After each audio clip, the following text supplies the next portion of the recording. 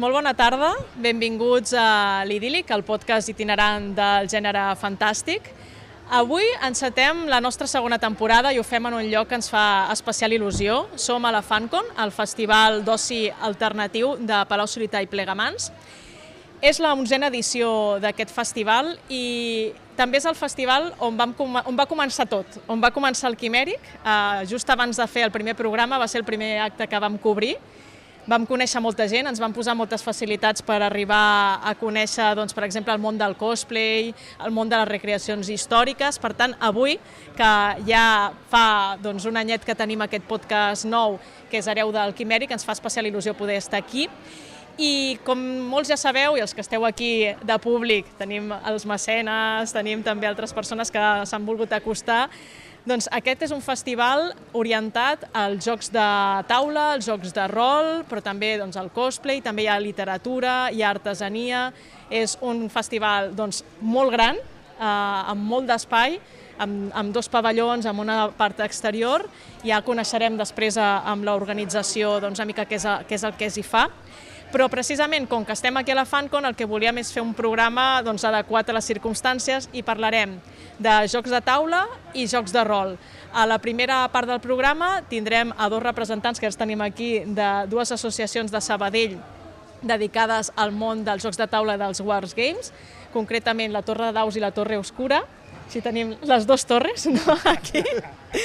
I a la segona part del programa parlarem de rol amb l'Albert Tarrés, que molts coneixereu pel canal de la Batcova, especialitzat en DC, però ell té un passat rolero. De fet, ell va escriure un manual de rol, concretament de dracs, d'una extensió d'Aquelarre, i amb ell parlarem una mica del món del rol i volem convidar-vos també a vosaltres, els assistents, a recopilar anècdotes que us hagin passat jugant a rol. Això ho farem al final del programa, creiem que pot ser divertit, curiós i entretingut. O sigui que amb aquest contingut comencem aquesta segona temporada de l'Idíl·lic, aquest primer programa d'aquesta temporada.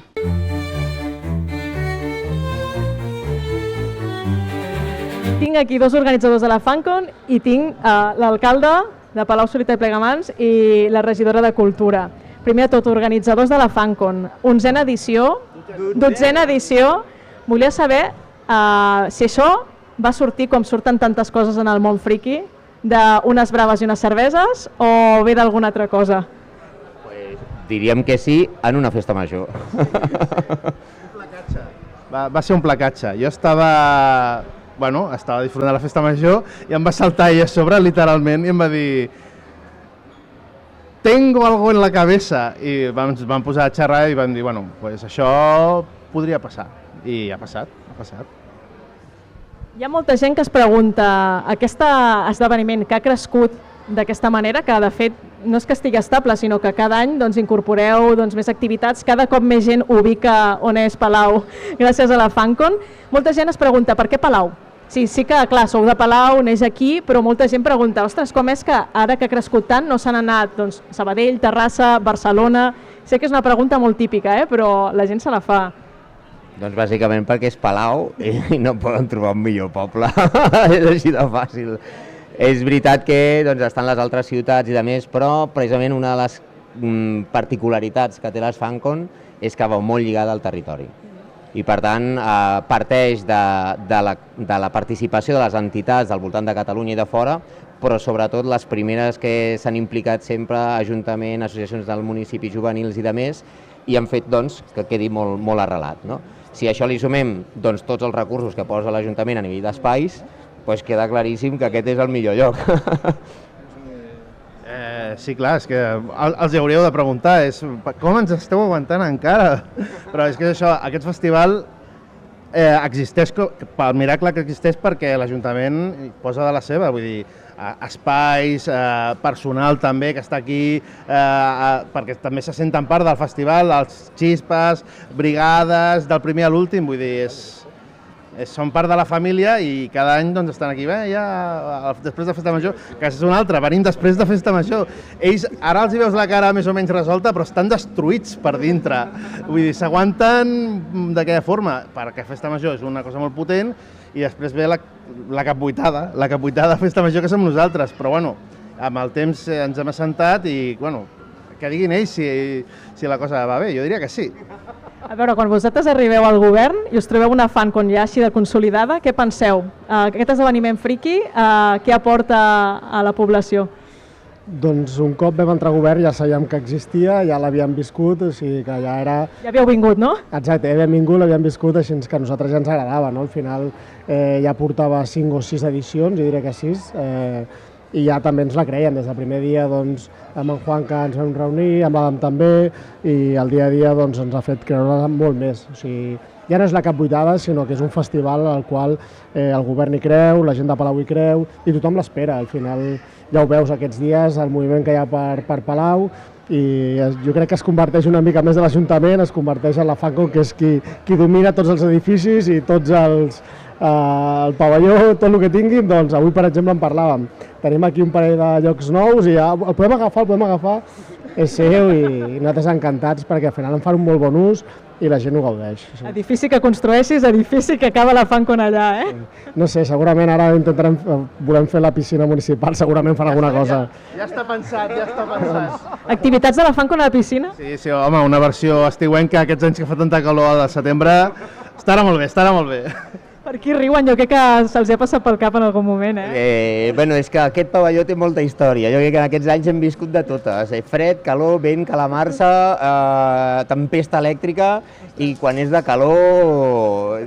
Si aquí diem, hi ha una piscina que a la que podeu anar, sortirien corrents tothom a ficar-se 5 minuts a l'aigua. Eva, com a regidora de Cultura, aquest és un festival de cultura alternativa.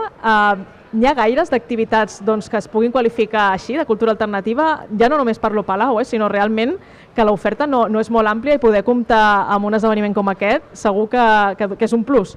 Home, és un privilegi per aquest municipi, per nosaltres com a govern poder acompanyar-los amb ells, perquè nosaltres el que fem és acompanyar-los a que es dugui a terme aquí en el nostre municipi. És veritat que gràcies segurament a persones com ells, que fa molts anys que treballen per l'oci alternatiu, doncs hi ha entitats a l'Espai Jove, a l'Escorxador, que des de fa molts anys s'està treballant l'oci alternatiu, i crec que això també és una de les conseqüències de que aquestes personetes fa uns anys que estaven implicades a l'Escorxador que vessin portant-nos a aquest fantàstic festival.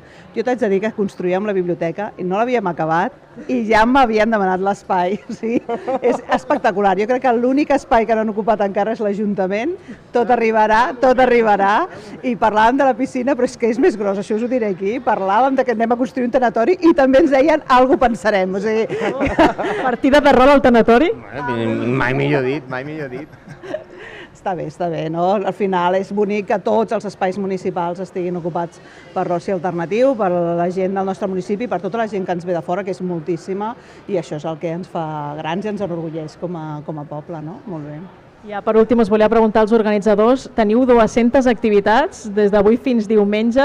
No sé, un flash ràpid de si algú no ha vingut mai a la FanCon, quins són els imprescindibles ja d'aquest any o del que ve, el que no pots obviar si vens a la FanCon? Aviam, clarament, activitats estrella tenim la lluita lliure, vull dir, a més des de la primera edició que estan aquí amb nosaltres, s'apleguen aquí 500 persones cridant com a celebrats, com hooligans, és molt maco. També tenim l'autocinema, tenim rols en viu, tenim el podtalks al teatre, vull dir, hi ha moltes coses, enumerar-les totes em deixaria, però bueno, és que mireu el programa perquè no us ho acabeu. Només sap greu que no pots estar tot arreu. No pots estar tot arreu. Alguna preferida? Bueno, us diria que no ho deixeu de passar per la zona recreacions, que és l'espai que va rotant cada 2 anys, aquest any el tenim, i per tant a la pista d'atletisme, un altre espai que ha acabat aquest any, ja l'estem ocupant, i trobareu diverses entitats que fan recreació històrica, i podeu trobar des de Primera Guerra Civil, Segona, veureu legionaris, veureu des d'espais més medievals purs, vikings, i que a la vegada de tenir el seu espai muntat i atratzat, faran petits espectacles amb la idea de donar a conèixer aquella part de la nostra història. O sigui, ja veiem que des d'aspectes més fantàstics a aspectes més històrics els podeu trobar dintre la FanCon. I afegir un element més, el que dèiem d'anar a poc, estan a tot arreu. Aquest any, parlant amb l'Ajuntament, a les nits, la façana del castell, de l'Ajuntament, el pont, estaran il·luminats de vermell, la Torre Folk de vermell, del color FanCon, amb motiu doncs, precisament del festival, no? Cosa d'agrair, perquè al final doncs, el que dèiem, s'acaba vestint el poble sencer per poder gaudir del festival. Doncs moltes gràcies, organització, plana major de l'Ajuntament. Us deixem que feu la volta, que teniu molt a veure i que vagi molt bé aquest cap de setmana aquí a la FanCon. Gràcies.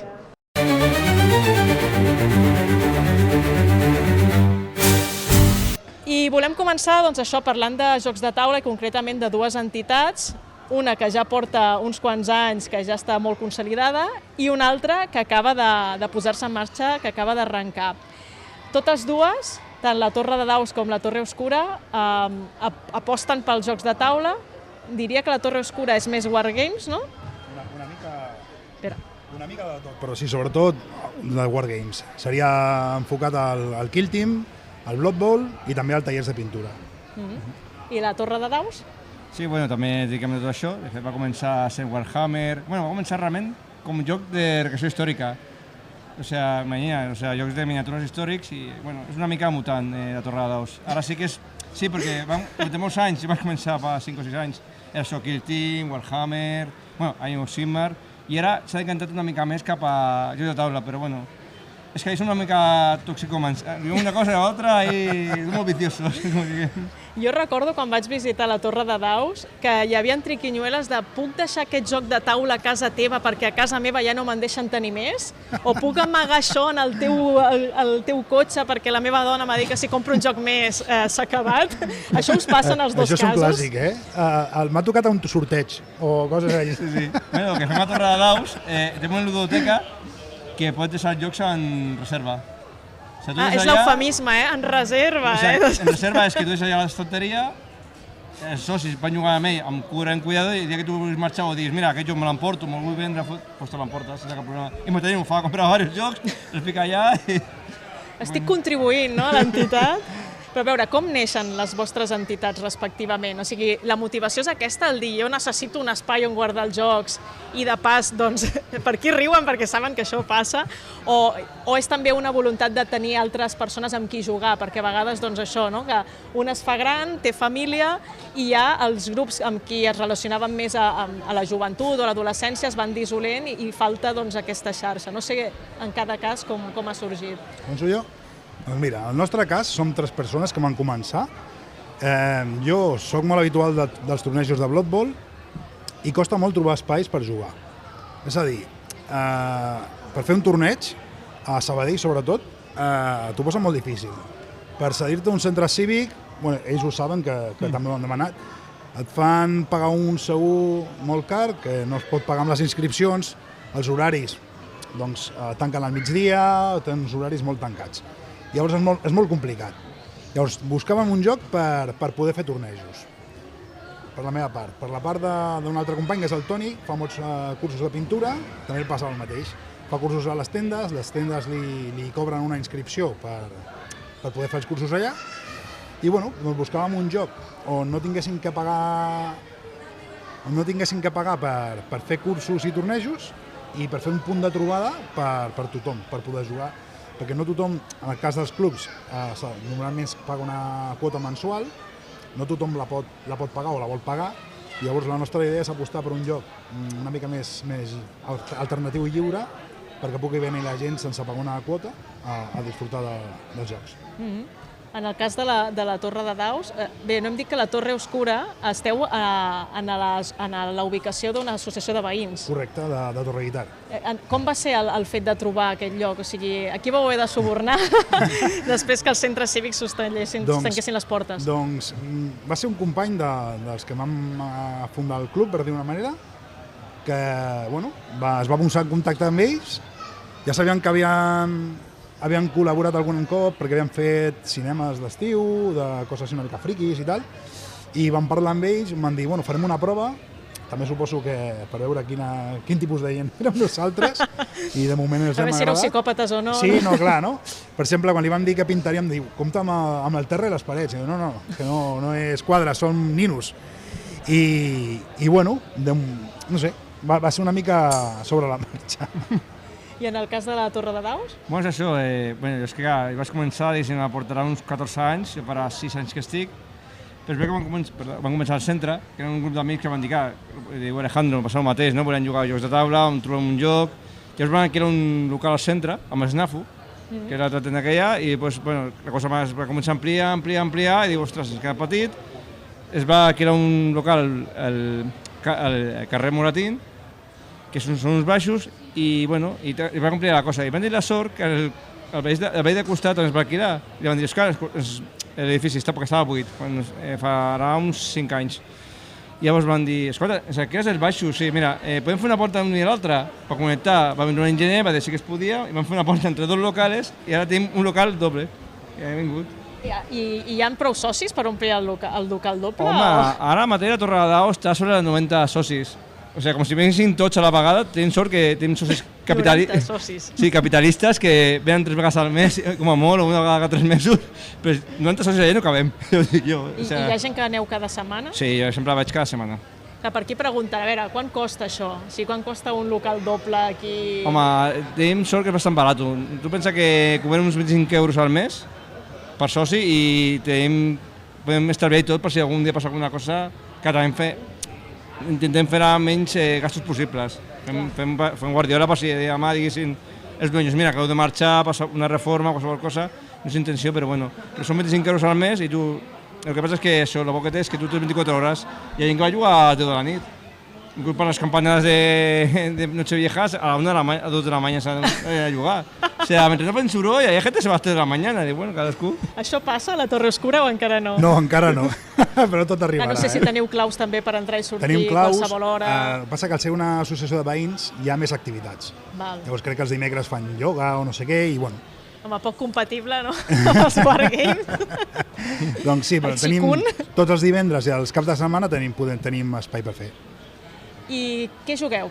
Ja heu apuntat una mica cap a on anàveu cada una de les entitats, però no sé si hi ha jocs, per exemple, preferits o jocs que diguis aquest és el puntal de l'entitat? Jo diria que a Torre de Daus està la Lliga de Blood Bowl, que és un clàssic, que any la tenim. Ara mateix Arkham RCG ho està petant molt. Ara no, però va haver un moment que van tindre aquest any com 6 campanyes a la vegada. És un d'aquests jocs que es diuen cada setmana, es creen grupets perquè són jocs de 4 jugadors i inclús ja, com a per campanyes, és a dir, que en campanyes són diversos escenaris, són 8 escenaris, llavors fas una altra història, no? Cada campanya és una història, com el rol. I ara creen grupets que m'han passat, no? Amb uns amics que diuen, bueno, acabem esta campanya, vamos a empezar la siguiente. I així és el joc que estem jugant més, i sobretot jocs de taula. I jocs de taula sí que es juga sobretot a les últimes novetats. Això t'anava a dir, no sé si la novetat marca, no sé, en el vostre cas també, quan dius, ostres, és que volem estar al dia perquè volem jugar a les novetats, o hi ha uns jocs que dius, és que aquests són els clàssics i sempre s'ha de jugar això? Bueno, jo en el meu cas, el clàssic és el Blood Bowl. És que és un joc que és molt divertit i l'ambient que hi ha als tornejos és molt agradable, i llavors la idea és enfocar una mica aquí, però també tenim uns altres wargames que juguem, està aquí el Team. Estem provant Aristella, que està una mica ara de capa caïda, però diuen que sortirà una segona edició, i a mi m'agradaria molt donar-li. I després els clàssics, tenim el Warhammer 40.000 i després tenim els jocs de taula. No tenim encara la ludoteca, però... Clar, per això dic que no digui Blood Bowl, és que Blood Bowl és bàsicament un joc de rugby de fantasia. Clar, i el bo que té és que, pot dir Alejandro, és que com a ser un rugby es pot fer una lliga, perquè se te van muriendo jugadores, se te van lesionando, vas fitxant, i és que el joc està fet realment per això. Per això és, com diu Alejandro, te pot dir, fer torneos i lligues, com si fos el futbol real, o sigui, tu te mor un tio, doncs compres un altre. És així. Jo és que perdoneu, però jo no sóc gaire de Wargames i clar, jo veig que tothom del públic va fent sí, no? I van rient les bromes i jo vaig perdudíssima, ja em perdonareu, tu Carlos ja ho saps. Pues Blood Bowl és això, és rugby però que pots matar un altre, o sigui, és legal. Tu coges a otro y lo matas, es legal, o sea, así de claro. Porque es un orco contra un elfo, y si el orco se le cuella al elfo, se siente, ¿no? Si se queda cojo, se siente. Jo recordo que el primer cop que vam venir a la Torre de Daus es feien concursos, tornejos de X-Wing. Encara es juga o també això va molt per modes? És un problema. A mi, jo a l'X-Wing li he donat molt, vaig estar al Mundial també i és un joc que ha tingut molt d'èxit, però jo crec que ha mort de l'èxit. És que també FFG Games, Fantasy Games, és una empresa que es carrega els jocs, per desgràcia. Sí. És una empresa, sí. Sí que ja no podem ni jugar, no? Directament amb el que tingueu. Va treure un joc de cartes de Star Wars. Se'l va carregar. Després va treure un joc de minis de Star Wars que deia Imperial Assault. I vam donar moltíssim, i a la Torre de Daus també. I ara l'han reeditado. I se'l van cargar. L'X-Wing està mig mort també. Sí, és que arriba un moment que dius no faig més naus, no faig més nots, espavila't. I clar, te vuelves loco a conseguir material. I podeu fabricar vosaltres material també o no? Bueno, ara amb les impressores 3D. Sí, però és que per aquí n'hi ha, exemple, té un joc de cartes que es diu Marvel Champion, que és, bueno, tu vas comprant herois i tal, i el primer heroi és impossible. O sea, tu, per exemple, jo que sé, Spider-Man, tu vols trobar-lo, és impossible. Perquè o lo vendo. Vosaltres, com a entitats, podríeu jugar a qualsevol lloc, realment? Home, menys que hi ha una taula, no? I les cadires. No, home, són uns mínims. Però és que nosaltres al final, per exemple, és la planta baixa d'una casa anglesa. O sigui, que serà un garatge en tota regla. Tenim equipat i tot això, però tampoc al final és un sostre, 4 parets, una taula i cadires. I no fa falta més, no? I a vegades ni això, eh? Jo tinc una nena i a vegades quedo amb els pares, anem a un Chiqui Park i mentre els nens juguen, nosaltres juguem a un partit de Blood Bowl. Hem jugat a un Kentucky Fried Chicken, a l'AVE, no sé. Això és important, tenir diferents ubicacions per si ens falla l'oficial, no? Sí. Tinc constància que les dues entitats organitzeu, doncs, formeu part d'esdeveniments com per exemple a FanCon, però també doncs, a la Festa Major de Sabadell, vull dir, esteu en llocs per promocionar el que és els wargames, els jocs de taula. Creieu que hi ha més gent que podria interessar-se per aquest tipus de jocs que la que s'està interessant? Per exemple, que no sàpiguen que existeixen associacions, que no saben jugar, que tenen unes reticències a l'hora d'aprendre a jugar. Sí, perquè bueno, hi ha llocs per totes les edats, per tots els nivells. O sigui, sí, hi ha molta gent que a veu un joc allò supercomplicat i, ostres, no és per mi. No, és que avui dia hi ha jocs per tots els nivells, totes les edats, tots els gustos, totes les temàtiques. És que joc que no t'agradi és impossible. Avui dia, sé que no t'agraden els jocs de taula perquè hi ha de tot. Directament. Jo crec que, mira, jo quan era més petit, quan jo vaig començar, va ser el 99, hi havia 2 tendes a Sabadell que si volies jugar a Wargames t'ensenyaven a jugar. Estava el Hobby Play, que segueix estant, passa que s'ha enfocat ara encara més a maqueteria i coses així, i hi havia un altre que eren les cavernes d'Ugluk, que estava allà, no sé si era a les Termes o la Creu de Barberà. I tu anaves allà i t'ensenyaven a jugar. I jo crec que això s'ha perdut a Sabadell. Hi ha tendes friquis, però no hi ha tendes on t'ensenyin a jugar. Llavors crec que no estan... Els Wargames, sobretot Warhammer, no és un joc superaccessible, t'has de fer una inversió important de diners, i jo crec que el paper que juguem nosaltres, i la Torre d'Aus també, és ajudar a integrar la gent a això, que no és tan complicat, és més a l'entrar que després al jugar.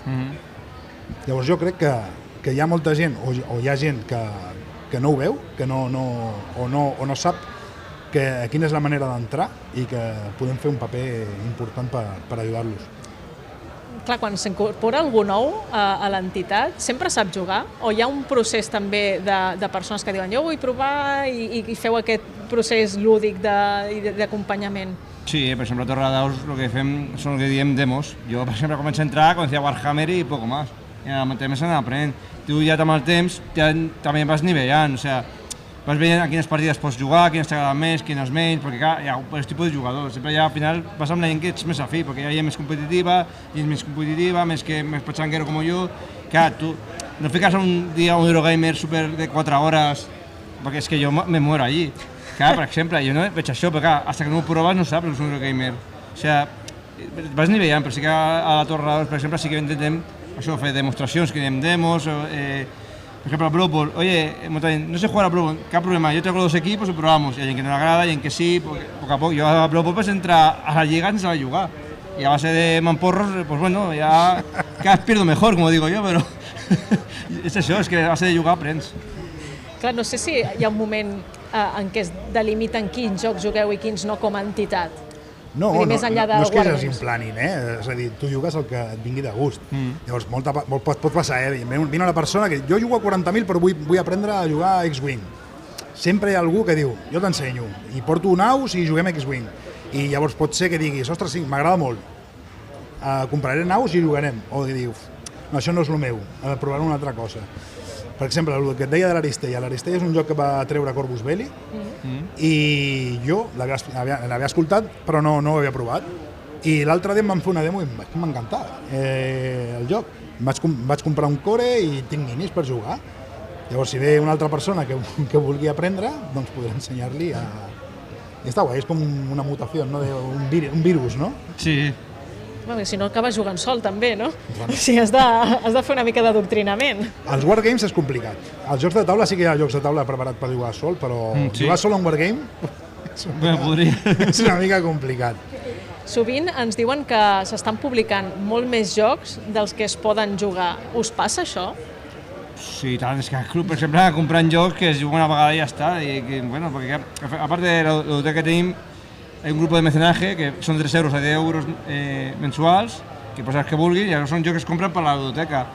Clar, hem tingut aquest debat al club, perquè, clar, què fem amb aquests diners? Ho comprem 2 al mes o esperen que hi hagi bombazos? Clar, perquè compres un joc per comprar, jugar una vegada i dius, ostres, sí que és cert que està publicant massa cosa per mi.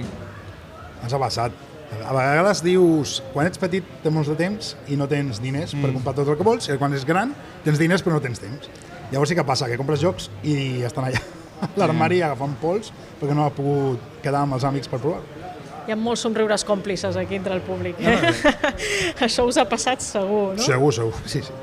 Clar, no sé si esteu oberts a nous socis en els dos casos. Sí, a Torre de Daus, mira, ahir mateix a Instagram, que porto jo, m'ha portat un noiet, com m'apunto? Llavors he passat les dades, o sigui, Torre de Daus tan fàcil com vas a Instagram Torre de Daus o a la web Torre de Daus, busca la web, he passat en formulari de contacte, llavors si vols inclús fem una visita guiada, mira, que un dia perquè te creus saber algú d'allà i algú de la junta, i llavors mira, aquest és el club, ensenyem les instal·lacions, expliquem, llavors ja li diem a aquesta persona, tu penses, o sigui, però pots visitar el club tranquil·lament, parlant, per exemple, de Blood fem un soci que fa un torneig d'estiu, un d'hivern, que poden anar gent no socis, hi ha coses sobre algunes cosetes a no socis, però qualsevol persona pot dir, escolta, vull veure el club, com és? És que aquesta persona se la veu, i si interessa ja posa les contactes i tot, però sí, estem oberts als socis de moment, sí.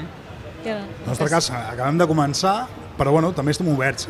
No tenim encara ni quota de soci ni res, només li diem a la gent que vingui el divendres per la tarda a jugar i que disfruti i ja està. Sí, requisits no n'hi ha, eh? Vull dir, no hi ha limitacions ni d'edat, ni de... De moment? No, bueno, l'única limitació que tenim nosaltres com a associació és que si és un menor d'edat ha de vindre amb un adult. Però hem tingut un menor d'edat que venia amb un adult. Però ahí tenim gent de... L'adult jugava o només mirava? No, hi ha gent que només mirava. O sigui, hem tingut gent de 18 anys fins a 60 anys. I a més és curiós perquè, segons l'edat, vas veient com són un joc o un altre. No sé per què, la gent de 50 anys amunt, sobretot va a l'històric. Va molt a l'històric, al joc històric i recreació històrica, no sé per què, és curiós. Hi ha 30-40 més Warhammer... Per què riuen? Que l'històric perquè ho han viscut, no, vols dir? No, home, però que no. Hay coses de la media. Ara les joventuts duren més, no? I perfil? Quin perfil de jugadors teniu? Per exemple, jugadores n'hi ha? Perquè a vegades que hem anat a diferents esdeveniments ens diuen que en tema de wargames les dones no acabem d'entrar. No, wargames no. N'hi ha, però molt poques. Nosaltres hem entrat al club gràcies al joc de taula. Però wargames, diria que cap dona juga a wargames, quasi. Jo diria, al món de Blood Bowl, ja no a nivell de Sabadell, a nivell d'Espanya potser hi ha 3 dones. A tot Espanya? Que jo hagi vist a tornejos grans, 3-4. Sí, quan fem a Torre de Daus, 1 o 2 dones, de 30 persones. Fa poc va ser la Bill Valley, que és el torneig més gran que es fa de Blood Bowl a Espanya, que són 400 o 400 persones o així, i jo crec que hi havia 3 dones. Déu-n'hi-do. Sí, ja... No diré que em sorprengui, però... però està molt més obert que abans, eh? És com... Sempre feien la comparació d'abans, tu entraves a una tenda friki, no? Hi ha aquesta llegenda de que et miraven a ser friquis en plan, qui entra, no? Llegenda? No sé si és llegenda, eh? Vamos a dejar-ho ahí. Les llegendes tenen part de veritat sempre, no? Ai. I llavors jo crec que ara està molt més obert en general, eh? Sí. Hi ha alguns wargames que crec que són més accessibles per gènere i d'altres que són una miqueta més tancats. Sí, però sí que diria, per passar a l'associació Torre de Daus, sí és això, que sobretot va a jocs de taula. Hi ha algun tipus de jocs de taula? No, això sí que de tot, tocan de tot. Hi ha dones que tocan des de Eurogames, però jo dic sesudos, que tens 4 horas y te estás media hora para pensar en movimiento, a lo que diria mirar atrás, que més de figuretes i tal, o sigui, tot, juguen a tot, així que les dones juguen a tot, no hi ha cap això. Sovint es té la imatge, no, de que la gent que juga en aquests grups és doncs, que queda un grup doncs, ocult, relegat, que tenen poca visibilització de cara en fora. Creieu que això pot canviar a mig termini? Que home, cada cop juga més gent a jocs de taula o a Wargames. No sé si això es pot jugar a favor de cara a la visibilització, ara sí, de les entitats. Jo crec que sí, mira, suposo que més menys som de la mateixa edat tots, o de la mateixa quinta. Jo quan era petit i eres friqui era un problema, no? Perquè estaves al col·le i no estava ben vist, no? Jo he sigut sempre molt friqui de les consoles, del Pokémon, del Warhammer, i abans era com algo dolent. Però és que ara està de moda ser friqui. Està de moda i llavors està tot molt més obert. És a dir, jo festivals així, jo me'n recordo dels primers salons de manga que es feia allà a la Farga, i no tenen res a veure amb el que són ara, no? De quantitat de gent i tot això. I jo crec que amb els jocs de taula i els Wargames passa el mateix. Segueixen havent nuclis petits, sobretot amb el tema del rol, de jugadors de tota la vida, que han fet una campanya de Dungeons and Dragons i porten 20 anys jugant la seva campanya a casa, no? Però jo crec que cada cop passa menys i és tot més obert. I un gran símptoma d'això diria que és obert de friquisme al món. No sé per què els friquis han dominat el món o el que sigui. Tu te vas a un Bershka, a un Zara, o sigui, camiseta de Son Goku, de manga, i digo, jo flipant, digo, fa 20 anys no estava això, mare meva, o sigui, perquè jo pots trobar una camiseta de qualsevol fricada era una locura, i ara te vas al Zara, Capitán América, el Spiderman, el otro, dius, ostres, o el mango, això, jo dius, què passa aquí? O sigui, els dibuixos també, els dibuixos d'ara per nens, dius, això fa un friqui. O sigui, hi ha molts dibuixos que dius, hosti, que s'ha obert el món. I ja és molta gent fa quedades per jugar per un cafè i a un joc de taula. Creieu que, si hem de fer una carta als Reis, com voldríeu que estiguessin doncs, els wargames, els jocs de taula, enfocats cap enfora de cara a mig-llarg termini? De cara enfora, vols dir? Sí, aquesta imatge pública o aquesta popularització, diguéssim. En quin grau? O ja us va bé el punt on esteu ara també perquè no sigui tot mainstream? No, o sigui, per que sigui mainstream millor, o sigui, a veure, jo dic... No, és que a vegades hi ha gent que quan algo es converteix en mainstream ja diu... No, a veure, jo dic, la Torre de 2 vaig jo perquè els meus amics i la meva parella no són de jocs d'aula, però si a mi els meus amics i la meva parella dicen, vamos a jugar a un wargame, jo loco de contento. O sigui, a veure, què és conya, a la Torre de 2 tenim matrimonis inclús que van a jugar junts i dic, hosti, que maco, no? O sigui, és maco veure una parella convertir-se això. Em passa la típica conversació amb els pares del col·le de... Vas veure el Barça ahir? No m'agrada el futbol. M'agradaria que fos... Va jugar al torneig de 40.000 aquest cap de setmana? Seria genial, a mi m'encantaria, eh? Doncs ens ho apuntem, a veure si d'aquí uns quants anys ens tornem a trobar aquí i ens ho preguntem a veure com està el pati. Jo he de dir que quan vam començar el Quimèric vam fer algunes vaticinacions que s'han acabat complint, o sigui que... Mai se sap, a saber on estarem. Partits de blau a la tele. Mira, 3CAT, preneu nota, això té futur. Gràcies Alejandro Martínez, gràcies Carlos Climent, de la Torre Oscura, la Torre de Daus, per passar per l'Idíl·lic i per passar per aquesta FanCon. Gràcies a vosaltres. Moltes gràcies a vosaltres per invitar-nos. I ara fem un relleu, canviem de cadires i passem dels wargames i dels jocs de taula als jocs de rol, que això també doncs, és el que ens ocupa. Jocs de rol. Els jocs de rol també tenen molta tela i també són una pota molt important d'aquí de la FanCon, no? Albert Tarrés, benvingut a l'Idíl·lic. Gràcies. La confiança fa fàstic, ja no et saludem ni res, eh? Bé, com deia a l'inici, l'Albert Tarrés ara està totalment immers en el món del còmic i de projecció de DC amb el seu canal de la Batcova, però té un passat de rol que no és poc. No és poc, no. Des d'escriptor, coautor de Dracs, a liderar un blog que va tenir doncs, molt llarg recorregut i que encara avui en dia doncs, et trobes persones d'aquella època. Doncs sí,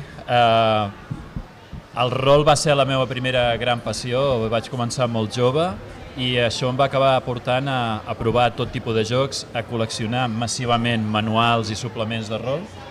Dono fe, que tenim el prestatge tot ple. I porto un mostruari del que és la història del rol en aquest país, a Espanya. Si posem en context per la gent que estigui escoltant el podcast i no veient-lo, que recordeu que tenim YouTube, per tant podeu veure'l, l'Albert ha omplert un munt de bosses amb manuals de tot tipus i calia No calia. No calia, però és igual. Tenia molta il·lusió de portar-los i els anirà traient i anirà explicant coses i podeu posar una mica d'entusiasme, dir, oh, que bonic, que seient, saps? I després també demanar-li si podeu acollir algun dels manuals. No. No sé si... No, això no. Oh, parlem-ne. No, que per mi són com incunables, no. A veure, com va entrar el rol al nostre país? Al nostre país va entrar el rol a partir del Dungeons and Dragons, que va publicar del MAU, bàsicament, una empresa de Girona que es va aficionar a... Li va trobar alguna en aquest joc, en la caixa vermella a l'inici, un joc que es havia publicat als Estats Units, que havia arribat al Regne Unit, i es van pensar que tindria molta tirada perquè en Carles es va pensar que, com que a ell li havia agradat tant, també agradaria a tothom, com a ell. I en va fer 25.000 unitats. Evidentment això no va funcionar, molta gent es pensava que era un joc de taula i es va flipar molt, sí. Aquest joc va acabar portant a Dalmau a tenir problemes, el joc es va saldar i va acabar la cosa malament. Llavors a Barcelona hi va haver un grup de gent, i així és com va arribar el rol a molta gent, com en el meu cas a Girona, i és que els havia agradat aquest joc i varen aconseguir les fotocòpies del material que es publicava al Regne Unit i tenien no només el de la caixa vermella, sinó que la caixa verda, la negra, la blava, etc i les campanyes. I després va ser quan, per exemple, jo a Girona, en el Club de Sant Narcís, ens discutíem aviam qui entenia aquelles regles en anglès, perquè el nivell d'anglès no era el que hi ha ara, la majoria de les vegades, i provocava situacions molt esperpèntiques en partides. Fins que va aparèixer en Francesc Mates, va crear Joc Internacional, que per molts va ser veure la llum, i van veure una altra cosa, que era la Llamada de Cthulhu, per exemple, o el Senyor dels Anells. Que són dos grans jocs que encara ara juguen, encara que tinguin un llarg recorregut. Sí, però bueno, per molts aquí va començar el deliri amb Tolkien i el Senyor dels Anells. Això és una primera edició del manual del MERP en castellà. El català no va sobreviure a un trasllat. Va ser de les coses que es va quedar en un garatge. Vaig tenir baixes molt importants en un garatge i una inundació. D'aquella època també tinc...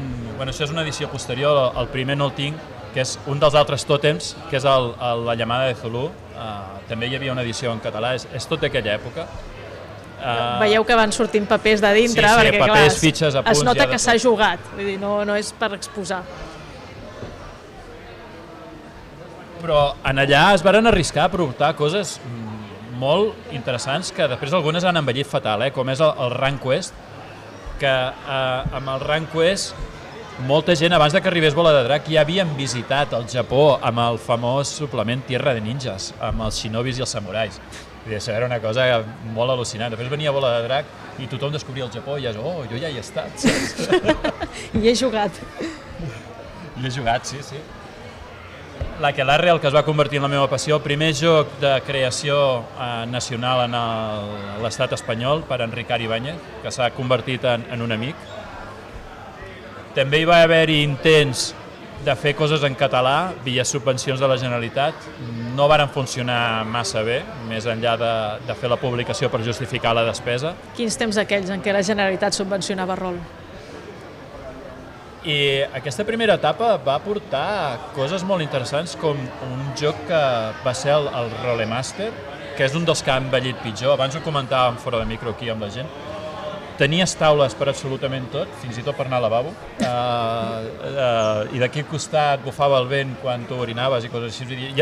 Estava absolutament tot tipificat, fins a uns extrems que convertien una lluita en algo absolutament insostenible, perquè tardaves 3 hores en un combat.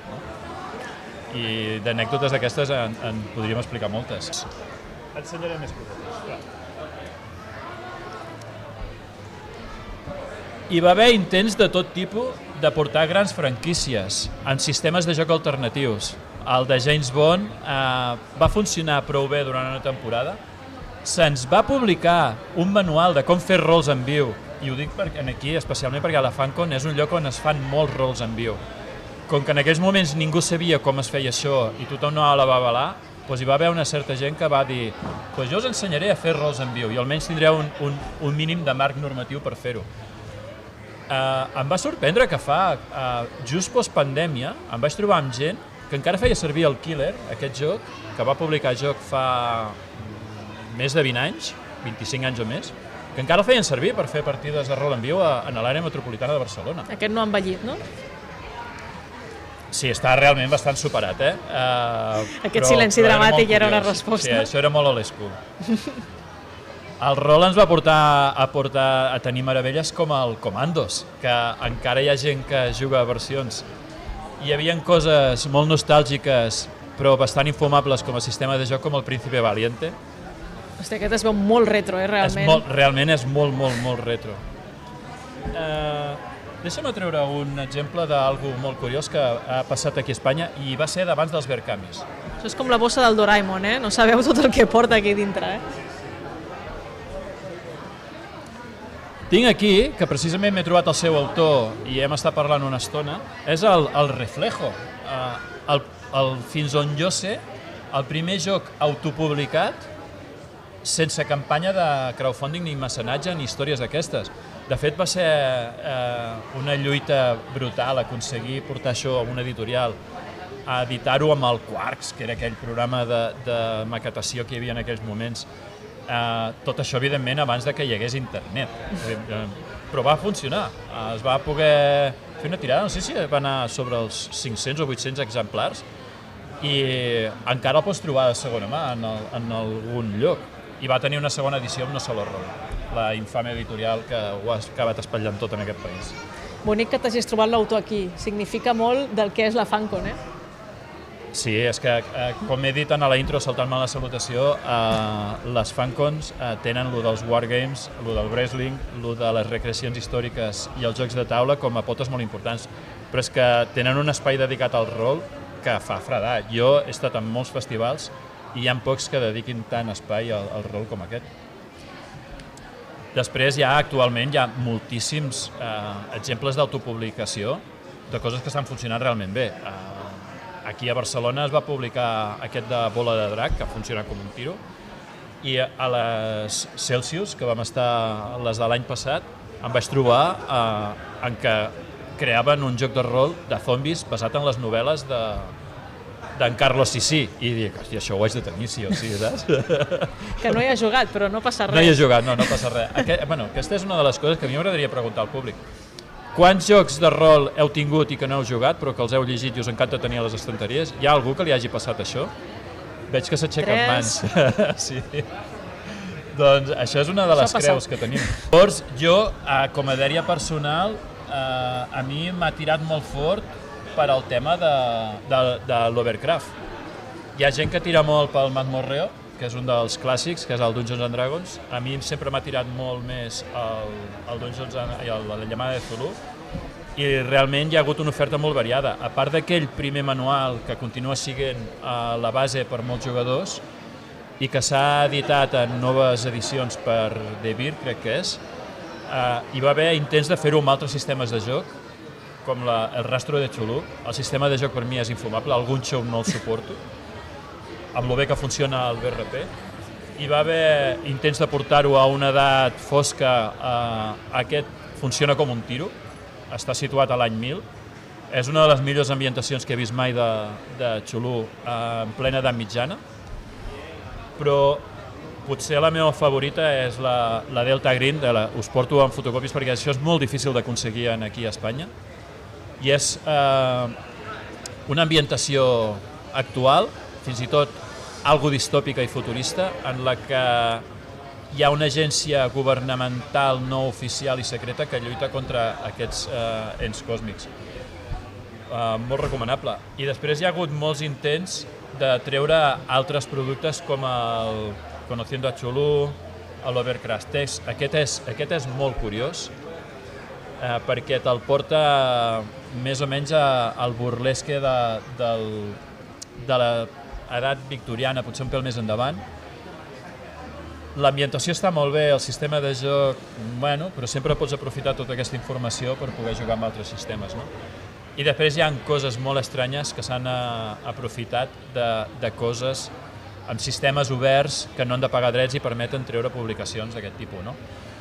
Com és el Sueño de Cthulhu.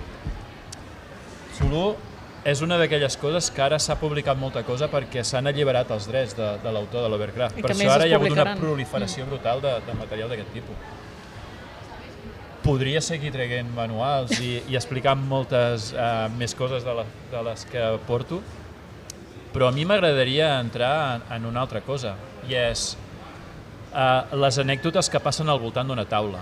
El rol ens ha permès viatjar a països que no hem estat i ens ha permès conèixer gent i tenir situacions molt divertides. Però sempre hi ha aquelles anècdotes estranyes i estrafolàries que poden fer que una partida que sigui típica i tòpica passi a ser memorable.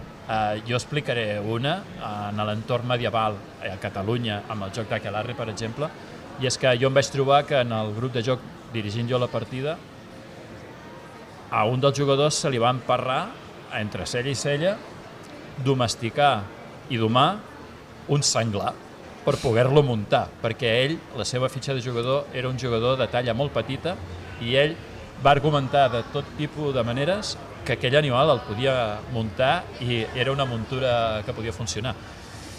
A mi allò em va descol·locar d'una manera que no es podem imaginar. Hi va haver un moment a la partida que jo vaig haver de dir, vale, un moment, paro. Hi ha molts riures entre el públic, jo crec que... I pensem això i vaig haver de portar el jugador a part i al final, després de moltes setmanes d'insistència, va aconseguir tenir aquella muntura, no només això, sinó que va acabar muntant una escola de muntura, criant més senglars, creuant-los amb altres races perquè fossin més resistents al pes i coses d'aquestes. Això va acabar contaminant tota la partida i al final se'n va anar al garete, però veig gairebé llàgrimes als ulls amb algú del públic. Crec que a algú li ha passat alguna cosa semblant. A mi m'agradaria saber si en el públic hi ha algun que s'atreveixi a agafar el micro i explicar-nos alguna anècdota. Aquí tenim un micro pel públic. Va, algú s'anima a explicar alguna cosa? Sé que teniu anècdotes, que tots jugueu a rol. Alguna hi haurà, va.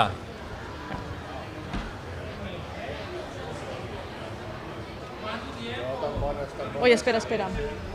Que no s'acopli tampoc. Tan bones, potser no en tinc o no les recordo. Se't pots posar que se't vegi. Ai. Jo tan bones, no les tinc o no les recordo, però me'n recordo d'una partida que eren no sé si era el món del Senyor dels Anells o alguna cosa semblant, i el grup d'aventurers havíem de travessar unes muntanyes per infiltrar-nos a un país enemic i tot això. I només un dels jugadors tenia un personatge que parlava l'idioma d'aquella zona. I quan acabem de fer tota la travessa, que quasi ens morim de fred i de gana, ve un NPC i li pregunta, d'on ets? I diu, de l'altra banda de les muntanyes. Imbècil. Som l'enemic, què vas de dir? Vaya tela. Així quasi ens maten.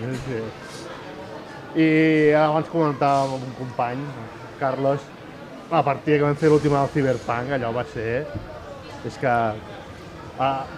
bàsicament se'ns van parlar d'intentar fer xantatge a uns caps mafiosos al món del Cyberpunk. I per això van robar dades a una megacorporació i van dir que ho publicarien. I ho van acabar publicant. I el cap mafiós li va dir, vale, jo no cal que faci res, les megacorporacions aniran per vosaltres. Perquè estan morts.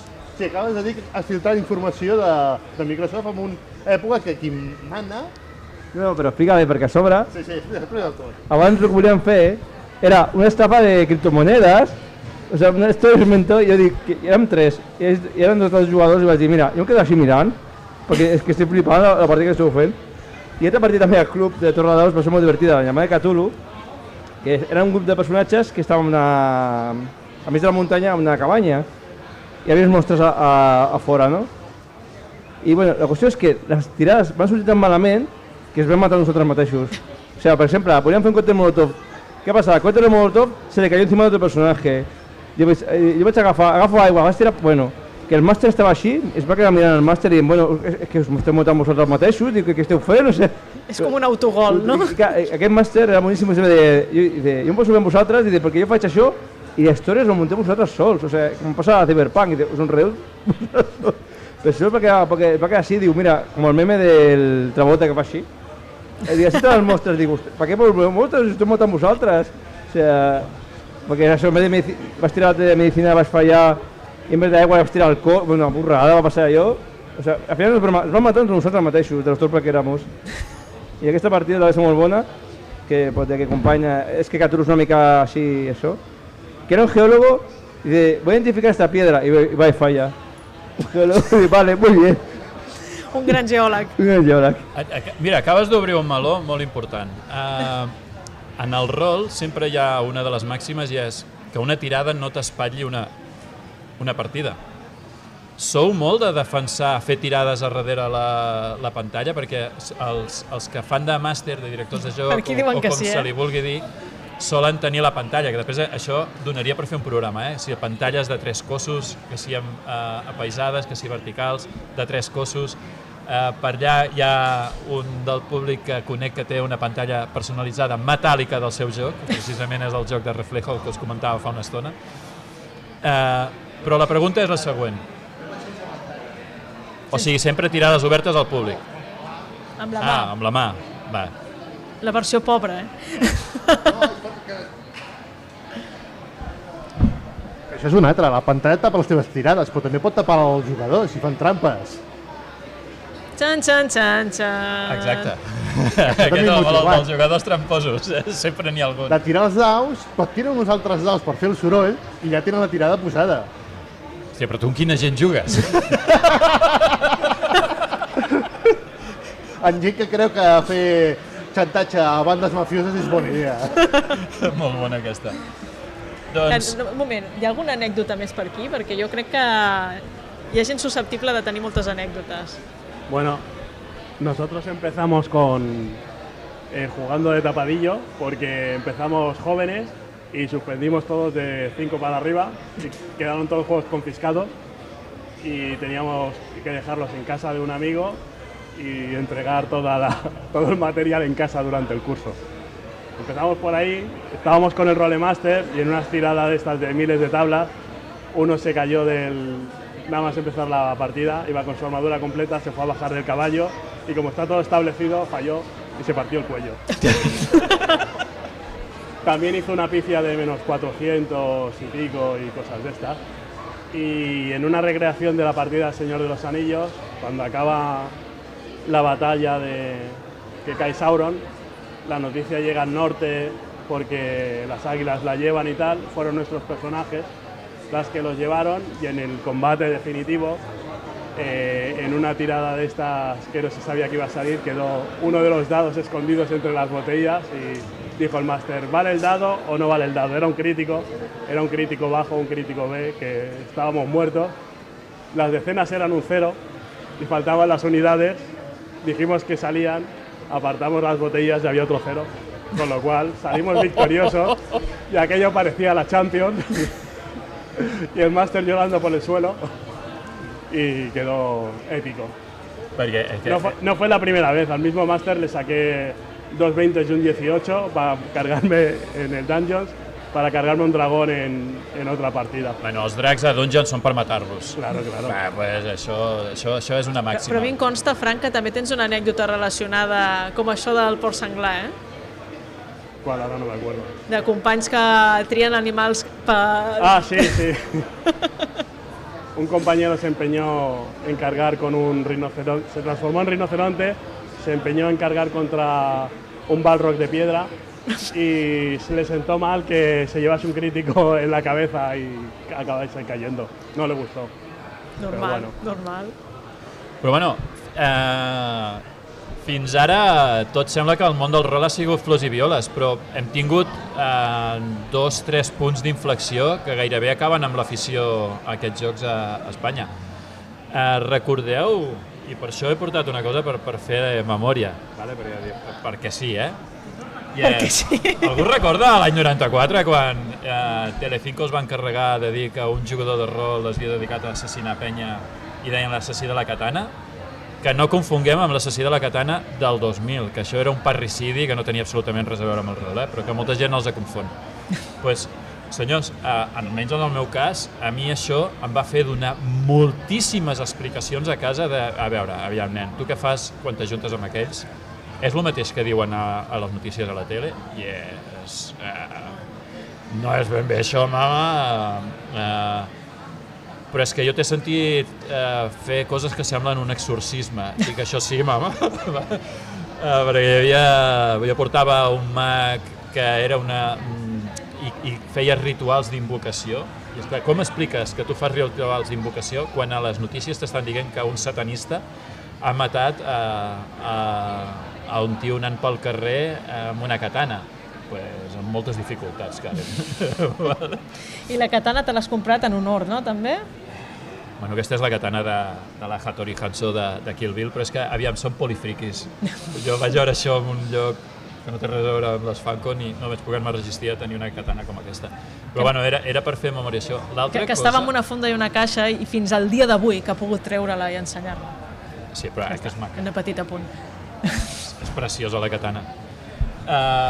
Però hi va haver dos fets més que varen canviar el tema del rol. Has sentit a parlar de les cartes de Màgic? Sí. Les cartes de Màgic van ser bastant contemporànies al tema de lo de la katana, perquè varen arribar també sobre l'any 94. El 95 ja s'havien escampat de manera irrefutable a tot l'estat. Algú d'aquí ha jugat a Màgic? Hombre, com no, no? Més de la meitat, Algú segueix jugant a Màgic? Vaja. Han caigut. Vaja, Han caigut alguns. Sí, la majoria. Ja, és que això és el que ha passat. Màgic, a diferència de lo que es comentava amb la taula anterior dels convidats, de que hi ha cases que es carreguen els seus jocs, Màgic no ha parat. Ha continuat traient edicions i, a més, si no n'hi ha prou amb l'actual, que és sempre la que funciona, tenen lo del, em sembla que en diuen Legends o algo... Amb els mazos antiguos, no? Exacte. Pues això, que han sigut molt vius a l'hora de mantenir això.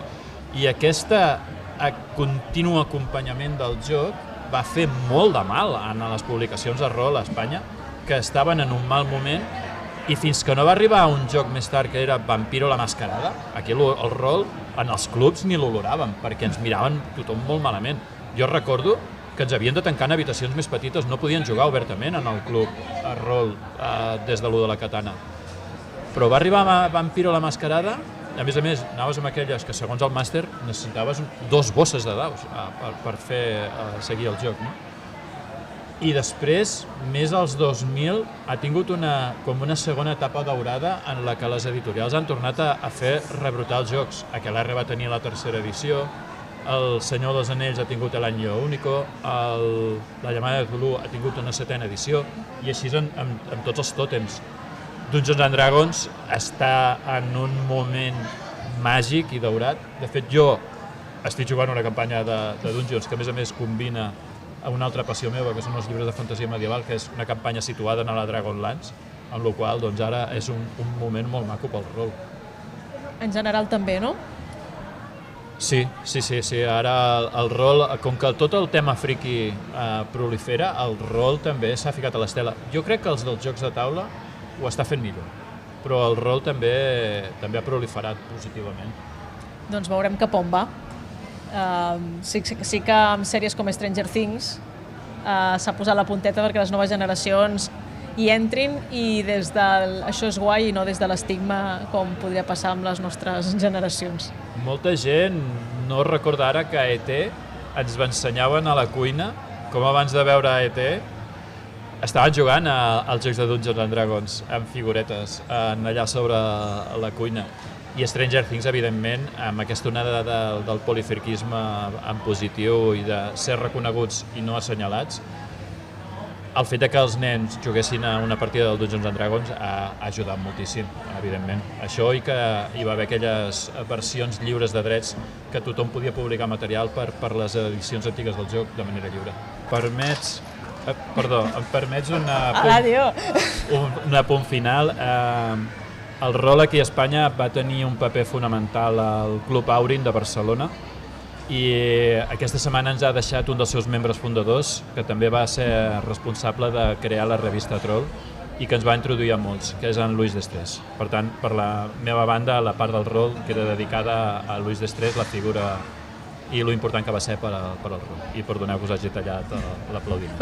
Doncs gràcies, Albert, per fer-nos aquest recorregut a través del rol. Algun altre dia tornem a convidar per parlar coses concretes? Sí, podríem haver parlat dels llibrejocs que es van introduir això, parlar de les campanyes, de les pantalles i dels suplements. Pren nota pel següent dia que convidem. Moltes gràcies. I res, fins aquí el primer programa de la segona temporada de l'Idíl·lic. Donar-vos les gràcies a tots els que esteu aquí presencialment a la FanCon. Recordar-vos, tot i que vosaltres no cal que us ho recordi, perquè tenim un canal de la Xeta, de la campanya de micromecenatge. Ells són mecenes d'aquí, els tenim aquí. M'encanta que vinguin els mecenes a donar suport als directes. A vegades costa que vingui la gent, però avui era un dia especial també per arrencar temporada. Totes les persones que estigueu interessades, doncs això, entreu a la Xeta i xafardegeu, perquè si podeu obtenir recompenses, com per exemple microcontes cada setmana, que això és una cosa que arrossegàvem del Quimèric, que agradava molt i que havíem deixat de fer. Doncs res, gràcies a tots els mecenes, els que esteu aquí, però també els que ens esteu escoltant, com en Colton, el Josep Massanes, o el Josep Call, el Sergi Giró, la Cristina Silvente i en Quim Gómez.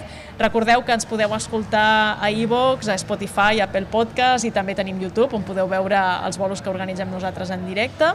I reanimar-vos a que ens seguiu de prop a les xarxes socials, a Instagram, Blue Sky i Twitter, perquè tenim una agenda molt apretadeta de programes en directe aquest mes de setembre i d'octubre, i ens encantaria poder-vos anar veient en aquestes cites. Moltes gràcies i ens veiem molt aviat.